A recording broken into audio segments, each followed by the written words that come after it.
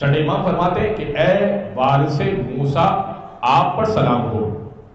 اے حسین آپ وارث موسیٰ ہیں، آپ پر سلام ہو، وہ موسیٰ جو کلیم اللہ تھے، وہ موسیٰ جو اللہ سے باتیں کیا کرتے تھے۔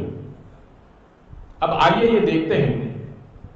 کہ موسیٰ اللہ سے کس طرح سے باتیں کیا کرتے تھے، اور پھر چونکہ حسین اس کے وارث ہیں تو ایسا کون سا لمحہ آیا کہ حسین نے اللہ سے باتیں کی۔ ایسا مرحلہ آنا چاہیے کیونکہ حسین وارث موسیٰ ہیں، اور پھر مرحلہ فقط برابر کا مرحلہ نہیں ہو، حسین وارث موسیٰ ہیں، لہذا جس مرحلے تک، جس معیار تک موسیٰ بات کیا کرتے تھے اس معیار سے بڑھ کر حسین بات کریں،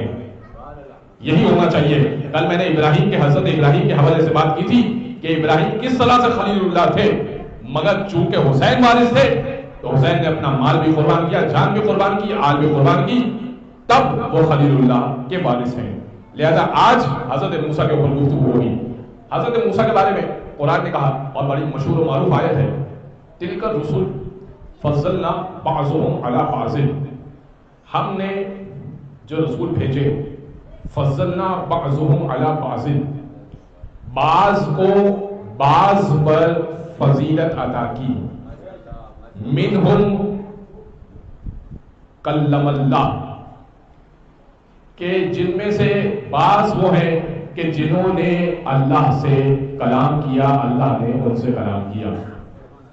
منہم من کلم اللہ، کہ بعض وہ ہیں کہ جنہوں نے اللہ سے کلام کیا۔ آیت پہ غور کیجئے، دوبارہ ترجمہ پیش کرتا ہوں۔ تلک الرسل، جو رسول ہیں، جو بھیجے ہوئے ہیں، جو میسنجرز ہیں، فضلنا، ہم نے فضیلت دی، بعضهم علی بعض، بعض کو بعض پر، یعنی یہ جو 1,24,000 انبیاء ہیں یہ سارے برابر نہیں ہیں، بعض پر فضیلت رکھتے ہیں،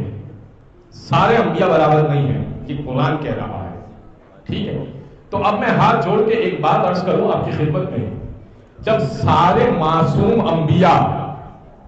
برابر نہیں ہو سکتے تو نبی کی بس میں بیٹھنے والے سارے غیر معصوم صحابی کیسے برابر ہو سکتے ہیں؟